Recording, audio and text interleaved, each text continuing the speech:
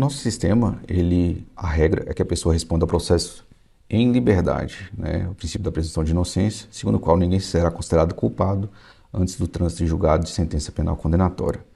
Na prática, isso significa que qualquer pessoa que responda pela prática de qualquer crime, ainda que seja um crime grave, a regra é que essa pessoa responda ao processo em liberdade.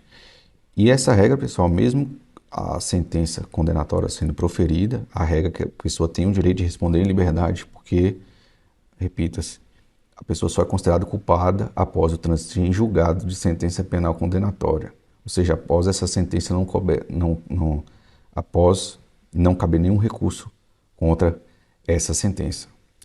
O que eu vejo muito na prática é que quando a pessoa ela é presa em flagrante delito e o crime que ela está respondendo é um crime grave, a tendência é que essa pessoa, que o juiz, seja o juiz plantonista ou o juiz natural, vai converter esse flagrante em prisão preventiva se o crime for grave.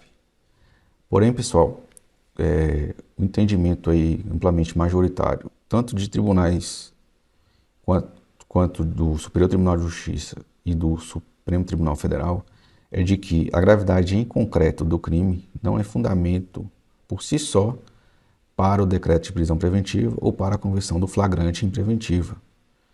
Então, eu acho muito importante que o advogado criminalista ele se atente a essa circunstância e ele identifique na sentença que teve esse decreto de prisão ou conversão do flagrante preventiva, ele identifique claramente se a decisão ali, se o fundamento tiver sido a garantia da ordem pública, ele tem que identificar ali se a fundamentação se baseou somente na gravidade em abstrato do crime ou se baseou em uma gravidade em concreto daquele crime.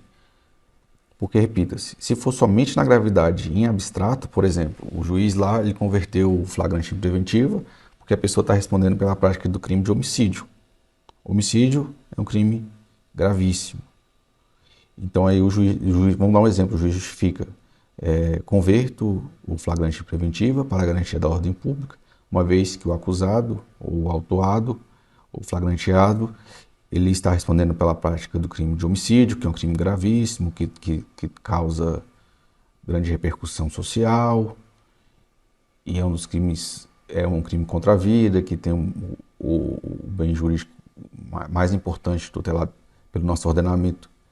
Então, se a decisão for prolatada nesses termos, é bem tranquilo que essa decisão posteriormente será revogada.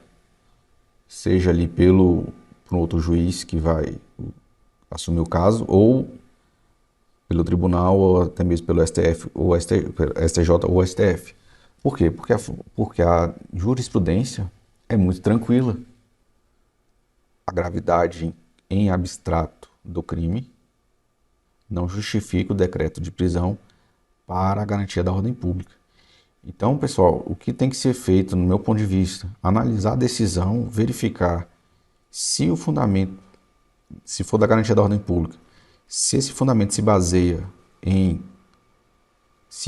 alguma circunstância concreta daquele crime, ou se somente na gravidade em abstrato daquele crime.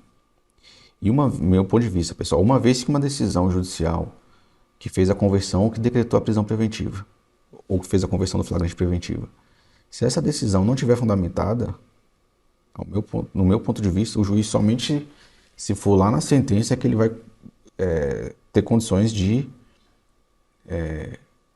corrigir essa fundamentação ruim aí da decisão. Porque pense comigo, o juiz somente vai reanalisar a situação prisional se houver um pedido de revogação de prisão. Ou a depender lá do prazo, o juiz vai ter que fazer isso de ofício. E na sentença. Porém, esse é o meu ponto de vista. Algum vício de fundamentação não vai poder ser corrigido, por exemplo, em sede de uma revogação de prisão. E até mesmo nem posteriormente. Para mim, aquele vício ele vai subsistir. Então, se uma decisão não tiver sido muito bem fundamentada, não vai poder ser corrigido posteriormente, a não ser que seja na sentença ou naqueles termos que o juiz, a cada 90 dias, tem que fazer a reanálise da situação prisional do acusado.